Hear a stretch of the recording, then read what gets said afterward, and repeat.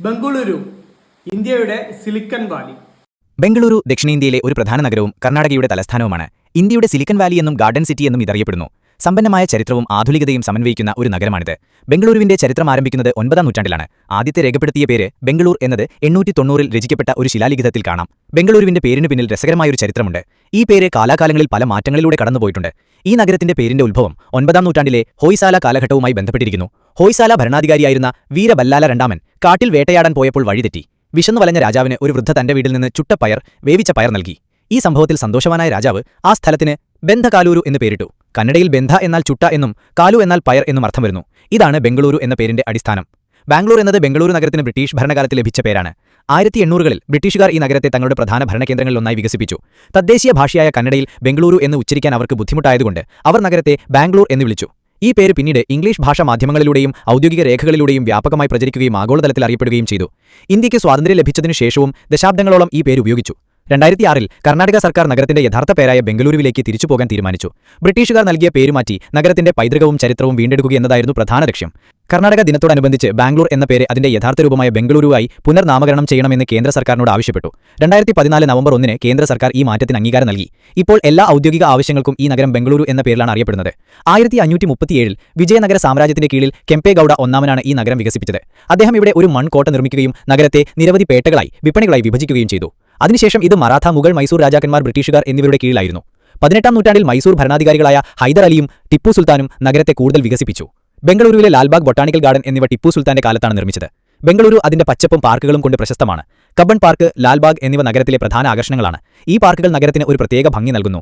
ഇന്ത്യയുടെ silicon Valley. വിവരസാങ്കേതിക വിദ്യയിൽ ലോകത്തിലെ ഒരു പ്രധാന കേന്ദ്രമാണ് Bengaluru. Google, Amazon, Microsoft, Wipro തുടങ്ങി നിരവധി ബഹുരാഷ്ട്ര കമ്പനികളുടെ ആസ്ഥാനം ഇവിടെയുണ്ട്. ആയിരക്കണക്കിന് IT പ്രൊഫഷണലുകൾക്ക് ഇത് തൊഴിൽ നൽകുന്നു. ഇന്ത്യയുടെ വിവിധ ഭാഗങ്ങളിൽ നിന്നുള്ള ആളുകൾ ഇവിടെ താമസിക്കുന്നു. അതുകൊണ്ട് ഈ നഗരം വിവിധ സംസ്കാരങ്ങളുടെ ഒരു സങ്കലമാണ്. കന്നഡ, തമിഴ്, തെലുങ്കു, മലയാളം, ഇംഗ്ലീഷ് തുടങ്ങിയ ഭാഷകൾ ഇവിടെ സംസാരിക്കുന്നു. ബംഗളൂരു ഇന്ത്യയുടെ ബിയർ തലസ്ഥാനമെന്നും അറിയപ്പെടുന്നു. നഗരത്തിൽ നിരവധി പബ്ബുകളും ബ്രൂവറികളും ഉണ്ട്. വൈവിധ്യമാർന്ന ഭക്ഷണശാലകളും രാത്രിജീവിതവും ഈ നഗരത്തിന്റെ പ്രത്യേകതയാണ്. ബംഗളൂരുവിനെക്കുറിച്ച് പറയുമ്പോൾ ട്രാഫിക് ഒഴിവാക്കാൻ കഴിയില്ല. ലോകത്തിലെ ഏറ്റവും തിരക്കേറിയ നഗരങ്ങളിൽ ഒന്നാണിത്. ചരിത്രവും ആധുനികതയും ഒത്തുചേരുന്ന ഒരു മഹാനഗരമാണ് ബംഗളൂരു. ഈ നഗരത്തിന്റെ വളർച്ചയും വികസനവും ഭാവിയിലും തുടർന്നുകൊണ്ടേയിരിക്കും. ഇന്ന് നമുക്കൊന്ന് ചെന്നൈ വരെ പോയി വന്നാലോ? ആദ്യം നമുക്ക് ചെന്നൈയുടെ ചരിത്രം ചെറുതായിട്ടൊന്ന് പരിശോധിക്കാം. നഗരത്തിന്റെ ചരിത്രം വളരെ പുരാതനമാണ്. ഇന്നത്തെ ചെന്നൈ സ്ഥിതി ചെയ്യുന്ന പ്രദേശം പല്ലവ, ചോള, വിജയനഗര സാമ്രാജ്യങ്ങളുടെ കീഴിലായിരുന്നു. ഈ പ്രദേശത്തിന് പണ്ടുകാലത്ത് തൊണ്ടൈനാട് എന്നും പേരുണ്ടായിരുന്നു. 17-ാം നൂറ്റാണ്ടിൽ ബ്രിട്ടീഷ് ഈസ്റ്റ് ഇന്ത്യ കമ്പനി ഈ പ്രദേശത്തേക്ക് കടന്നുവന്നതോടെയാണ് നഗരത്തിന്റെ ചരിത്രത്തിൽ വലിയ മാറ്റങ്ങളുണ്ടാകുന്നത്.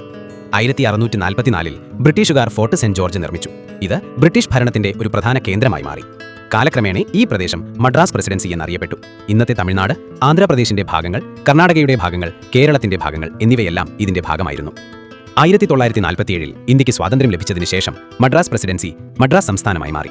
1969-ൽ മദ്രാസ് സംസ്ഥാനം തമിഴ്നാട് എന്ന പേര് സ്വീകരിച്ചു. 1996-ലാണ് മദ്രാസ് നഗരം ചെന്നൈ എന്ന് പുനർനാമകരണം ചെയ്യപ്പെട്ടത്. ഇത് പ്രദേശത്തെ ജനങ്ങളുടെ സാംസ്കാരിക പൈതൃകത്തെ മാനിച്ചുകൊണ്ടുള്ള ഒരു പേരുമാറ്റമായിരുന്നു. ഇനി ചെന്നൈയുമായി ബന്ധപ്പെട്ട ചില പ്രധാന സംഭവങ്ങൾ നോക്കാം. ചെന്നൈയെ ദക്ഷിണ ഇന്ത്യയുടെ കവാടം എന്ന് വിശേഷിപ്പിക്കാറുണ്ട്. ഇന്ത്യയുടെ പല ഭാഗങ്ങളിൽ നിന്നും തെക്കേ ഇന്ത്യയിലേക്ക് കടന്നുപോകുന്നതിനുള്ള ഒരു പ്രധാന കേന്ദ്രമാണ് ചെന്നൈ. വ്യവസായം, വിദ്യാഭ്യാസം, സംസ്കാരം എന്നിവയുടെ എല്ലാം പ്രധാന ഹബ്ബാണ് ഈ നഗരം. ലോകത്തിലെ രണ്ടാമത്തെ വലിയ ബീച്ച് ചെന്നൈയിലെ മറീന ബീച്ച് ലോകത്തിലെ തന്നെ ഏറ്റവും നീളമുള്ള നഗര ബീച്ചുകളിലൊന്നാണ്. ഏകദേശം 13 കിലോമീറ്ററോളം നീളമുള്ള ഈ ബീച്ച് എന്നും സജീവമാണ്. വൈകുന്നേരങ്ങളിൽ ആളുകൾ കൂട്ടമായി ഇവിടെ സമയം ചെലവഴിക്കാൻ എത്തുന്നു. ചെന്നൈയിലെ ചെപ്പോക്ക് സ്റ്റേഡിയം ഇന്ത്യയിലെ ഏറ്റവും പഴക്കമുള്ള ക്രിക്കറ്റ് സ്റ്റേഡിയങ്ങളിലൊന്നാണ്. 1916-ൽ ഇത് സ്ഥാപിക്കപ്പെട്ടു. ചെന്നൈ സൂപ്പർ കിങ്സ് ടീമിന്റെ ഹോം ഗ്രൗണ്ടാണ് ഈ സ്റ്റേഡിയം. മെഡിക്കൽ ടൂറിസത്തിൽ ഇന്ത്യയിലെ ഏറ്റവും പ്രധാനപ്പെട്ട നഗരമാണ് ചെന്നൈ. ഇവിടെ നിരവധി ലോകോത്തര ആശുപത്രികളുണ്ട്. അതുകൊണ്ട് തന്നെ ഇന്ത്യയുടെ വിവിധ ഭാഗങ്ങളിൽ നിന്നും വിദേശ രാജ്യങ്ങളിൽ നിന്നും ചികിത്സയ്ക്കായി ആളുകൾ ഇവിടെ എത്തുന്നു. തെക്കേ ഇന്ത്യയിലെ സിനിമാ വ്യവസായത്തിന്റെ പ്രധാന കേന്ദ്രമാണ് ചെന്നൈ. ഇന്ത്യയിലെ ഏറ്റവും വലിയ സിനിമാ വ്യവസായങ്ങളിൽ ഒന്നായ തമിഴ് സിനിമയുടെ ഹബ്ബാണ് ഈ നഗരം. ഇവിടെ നിരവധി സിനിമാ സ്റ്റുഡിയോകളും സിനിമയുമായി ബന്ധപ്പെട്ട സ്ഥാപനങ്ങളും പ്രവർത്തിക്കുന്നു. ഇനി ചെന്നൈയിലെ ഭക്ഷണ വൈവിധ്യം ഒന്ന് നോക്കിയാലോ നമുക്ക്. ചെന്നൈ രുചികരമായ തനതായ വിഭവങ്ങളുടെ ഒരു കലവറയാണ്. ഇവിടെ ദക്ഷിണേന്ത്യൻ വിഭവങ്ങളും മറ്റു വിഭവങ്ങളും ലഭ്യമാണ്. ചെന്നൈയിലെ ഭക്ഷണത്തിന്റെ ഹൃദയം അവിടുത്തെ പ്രാതൽ വിഭവങ്ങളാണ്. മൃദുവായ ഇഡ്ലിയും മുരിഞ്ഞ ദോശയും സാമ്പാറും ചട്നിയും ചേർത്ത് കഴിക്കുന്നത് ചെന്നൈക്കാരുടെ ഒരു പ്രധാന ശീലമാണ്. അതുപോലെ മധുര പൊങ്കലും പുളിപ്പിച്ച പൊങ്കലും പ്രശസ്തമാണ്. വൈകുന്നേരങ്ങളിൽ ലഘുഭക്ഷണമായി ഉപ്മാവ് കഴിക്കുന്ന ഒരു ശീലമുണ്ട് ചെന്നൈയിൽ. അതേപോലെ ചെന്നൈയിലെ മെതുവടയും സാമ്പാർ വടയും വളരെ ജനപ്രിയമാണ്. വെജിറ്റേറിയൻ ഉച്ചഭക്ഷണമായ ഥാലിയിൽ ചോറ്, സാമ്പാർ, രസം, കറികൾ, പച്ചക്കറി വിഭവങ്ങൾ എന്നിവ ഉൾപ്പെടുന്നു. ചിക്കൻ ബിരിയാണിയും മട്ടൻ ബിരിയാണിയും പ്രസിദ്ധമാണെങ്കിലും ചെട്ടിനാട് ബിരിയാണി ഇവിടെ വളരെ പ്രശസ്തമാണ്. ഫിൽട്ടർ കാപ്പിയാണ് ഇവിടെ ഏറ്റവും പ്രശസ്തം. ചെന്നൈയിലെ തെരുവുകളിൽ ലഭ്യമായ ചിക്കൻ വിഭവങ്ങളും മീൻ വിഭവങ്ങളും വളരെ രുചികരമാണ്. അതല്ലാതെ മുറുക്ക് സാൻഡ്വിച്ച്, സുണ്ടൈ വറുത്തത്, പുട്ടുകറി തുടങ്ങിയവയും രുചികരവും പ്രശസ്തവുമാണ്. ഇനി മുത്തുകളുടെ നഗരം എന്നറിയപ്പെടുന്ന ഹൈദരാബാദിലേക്ക്. 1591 കുത്ബ് ഷാഹി രാജവംശത്തിലെ 5ാമത്തെ ഭരണാധികാരിയായ മുഹമ്മദ് കുലി കുത്ബ് ഷായാണ് ഹൈദരാബാദ് നഗരം സ്ഥാപിച്ചത്. പ്ലേഗ് രോഗത്തിൽ നിന്ന് നഗരത്തെ രക്ഷിക്കാനായി ദൈവത്തോട് പ്രാർത്ഥിച്ചതിന്റെ ഓർമ്മയ്ക്കായിട്ടാണ് അദ്ദേഹം ചാർമിനാർ പണി കഴിപ്പിച്ചത്. ചാർമിനാറിന് ചുറ്റുമാണ് നഗരം വികസിപ്പിച്ചത്. നഗരത്തിന് തുടക്കത്തിൽ ഭാഗ്യനഗർ എന്നായിരുന്നു പേര് നൽകിയത്. സുൽത്താന് പ്രിയപ്പെട്ടവളായിരുന്ന ഭാഗമതി എന്ന നർത്തകിയുടെ പേരിലാണ് ഈ പേര് വന്നത്. പിന്നീട് ഭാഗമതി ഇസ്ലാം മതം സ്വീകരിക്കുകയും ഹൈദർ മഹൽ എന്ന പേര് സ്വീകരിക്കുകയും ചെയ്തു. അതോടെ നഗരം ഹൈദരാബാദ് എന്ന് അറിയപ്പെട്ടു തുടങ്ങി. 16-17 നൂറ്റാണ്ടുകളിൽ ഹൈദരാബാദ് വജ്രവ്യാപാരത്തിന്റെ ഒരു പ്രധാന കേന്ദ്രമായിരുന്നു. ലോകത്തിലെ ഏറ്റവും പ്രസിദ്ധമായ പല വജ്രങ്ങളും, ഉദാഹരണത്തിന് കോഹിനൂർ, ഹൈദരാബാദിനടുത്തുള്ള ഗോൽക്കൊണ്ട ഖനികളിൽ നിന്നാണ് കണ്ടെത്തിയത്. കുതുബ് ഷാഹി ഭരണത്തിന് ശേഷം മുഗളന്മാർ നഗരം പിടിച്ചടക്കി. 1724 ഡെക്കാൻ പ്രദേശത്തിന്റെ വൈസ്രോയിയായിരുന്ന ആസഫ് ജാഹ് നിസാം അൽ മുൽക്ക് സ്വയംഭരണം പ്രഖ്യാപിച്ചു. ഇതോടെ ഹൈദരാബാദ് നിസാമുമാരുടെ തലസ്ഥാനമായി. സ്വാതന്ത്ര്യത്തിന് ശേഷം ഹൈദരാബാദ് ഒരു സ്വതന്ത്ര രാജ്യമായി തുടരാൻ ആഗ്രഹിച്ചു. എന്നാൽ 1948 ഇന്ത്യൻ സൈന്യം സൈനിക നടപടിയിലൂടെ ഹൈദരാബാദിനെ ഇന്ത്യൻ യൂണിയന്റെ ഭാഗമാക്കി. ഹൈദരാബാദിന്റെ അവസാന നിസാമായിരുന്ന മിർ ഉസ്മാൻ അലി ഖാൻ ഒരു കാലത്ത് ലോകത്തിലെ ഏറ്റവും സമ്പന്നനായ വ്യക്തികളിൽ ഒരാളായിരുന്നു എന്ന് പറയപ്പെടുന്നു.